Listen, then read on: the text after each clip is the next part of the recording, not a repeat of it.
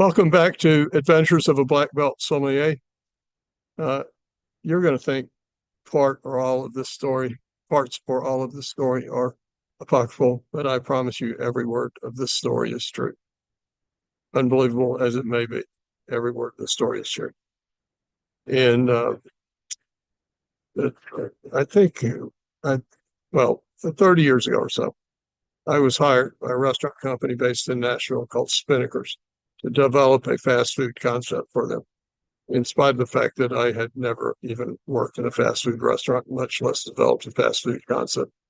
Um, we created a prototype restaurant called Market Wraps. It was a wrap sandwich place with smoothies and boosts and these, kind of burrito type sandwiches. And actually, it was very successful. It was very well received.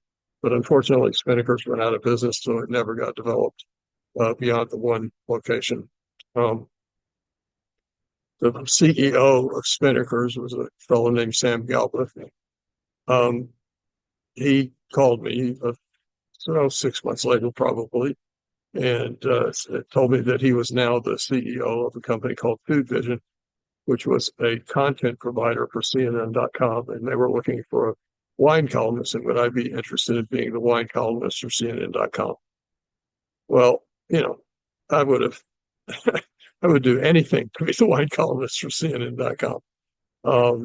So anyway, obviously, I was very excited to get this phone call. I asked him what it entailed, and he said, "Well, we would want you to write a column once a week about wine and answer questions from our subscribers about wine. That's pretty much all we need from you." And I said, "Is there compensation involved?" Um, honestly, I would have paid them to be their wine columnist, but anyway, he said, "Well, we'll pay you per click on your page on the site." I don't remember uh, what it was per click, but anyway, it was some minimal amount where I would make a little bit of money, not probably a lot, unless I was getting lots and lots and lots of clicks. But anyway, I wrote a column, sent it to them. They liked it. They published it. I would get a handful of questions a day from really all over the world. The most common question was, what kind of wine do you recommend with salmon? Or what kind of wine do you recommend with spaghetti? By which they meant pasta bolognese. But that was by far the two most common questions. One woman in South America, Colombia, South America, asked me where she could buy the wine they served at her church because she really liked it. And another guy asked me if I could recommend wine that would help him with his ED problems. I recommended Chateau Viagra to him. Anyway, about maybe a month into this, they asked me for a picture of myself to put on the website. And in writing, they sent me an email asking for a picture to put on the website. And in the email, it said, "Whatever you do, don't just send us a mugshot, send us something with some interest." So my agenda as the wine columnist was going to be that wine was part of the healthy lifestyle. So I got 2 imperials of wine and held them out at arm's length like this to show that you could be strong and a wine drinker at the same time. And my store manager took a picture of me and sent it off to them. They responded with, "Why did you send us this crazy picture? We just wanted a mugshot." Of course, they had told me in writing they didn't want a mugshot. That's when I first learned that things might be somewhat unusual in this relationship. So I put on a white shirt and a red tie and a blue jacket, sport coat, and held out a glass of wine like this, toasting. And my store manager took another picture of me and sent it to them. And they said it was perfect. And about a week later, they said, "You might want to check out the picture. It's up on the website now." And by the way, we did some cosmetic enhancement to make it look better. And I opened up the website, and it was my jacket, my shirt, my tie, my hand, my arm, my shoulders. It was somebody else's face. I don't mean that they had made me have more hair or less hair or a shorter nose, a stronger chin. It was another person's face, which was the second time I realized this was going to be very strained relationship. I was getting a few clicks a day. It wasn't adding up to a lot of money, but I was thrilled to be able to put on my business card, I'm the wine columnist for CNN.com.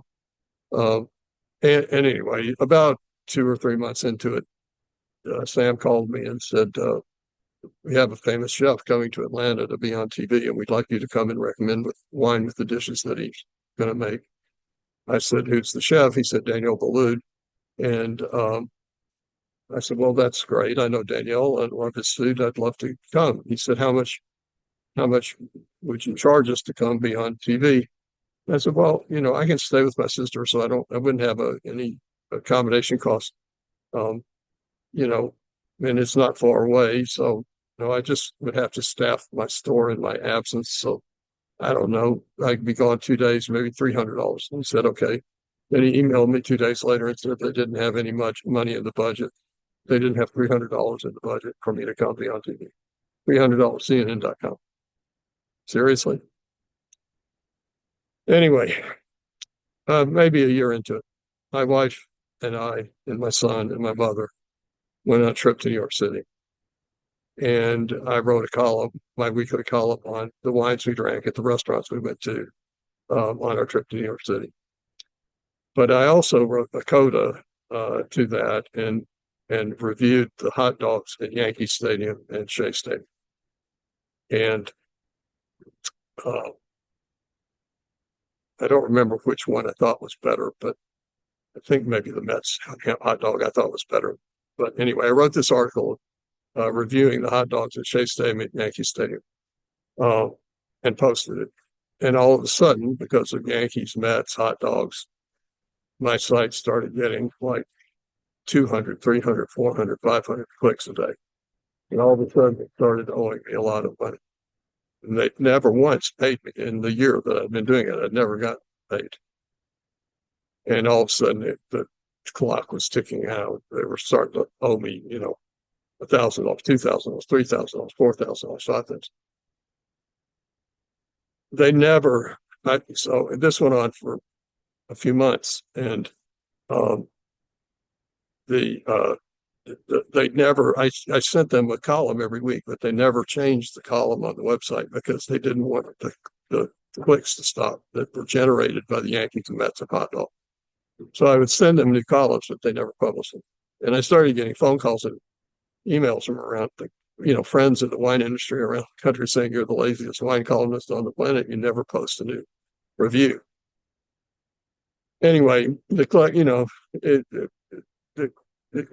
kept getting clicks, and I was getting more questions because of the popularity of the site. It was taking up more of my time. About maybe a year and a half into it, CNN.com signed a contract with iWine.com to be their search engine. And iWine was at that time the largest volume search engine on the internet. The first day, without warning me, the first day of that agreement, they sent an email to all their new subscribers saying, check out our wine columnist. You can ask some questions about wine. And I turned on my computer that morning and I had literally thousands of questions to answer from all of them, from these iWine.com subscribers. And and at this point, they owed me like $75,000. So I called Sam. I said, unless you pay me today, I'm not going to answer any of these questions. I can't, in good conscience, spend the amount of time it would take. It would take me months to answer all these questions. And I have to pay somebody to run my store while I do that. And you owe me a lot of money. And, so unless you're going to pay me today, I'm going to resign my position as a wine columnist or CNN.com. I called my lawyer and I said, can I sue them for the $75,000, $80,000? He said, well, you don't actually work for CNN.com. You work for Food Vision. Your contract is with Food Vision. And the problem is CNN.com could probably pay you, but Food Vision, they don't have any money. They can't write that check. That's the reason they've never paid you, is because they don't have the money to pay you. And you can file a lawsuit against CNN and Food Vision, but it'll cost you more money in legal fees than you'll ever reclaim. So I just let it go in the interest of having a great, funny story to tell for the rest of my life about my time as the wine columnist for CNN.com. That's my story about being the white columnist for CNN.com. Thanks for tuning in today. I hope you enjoyed my story. I hope you got a chuckle out of it. And I hope to talk to you soon.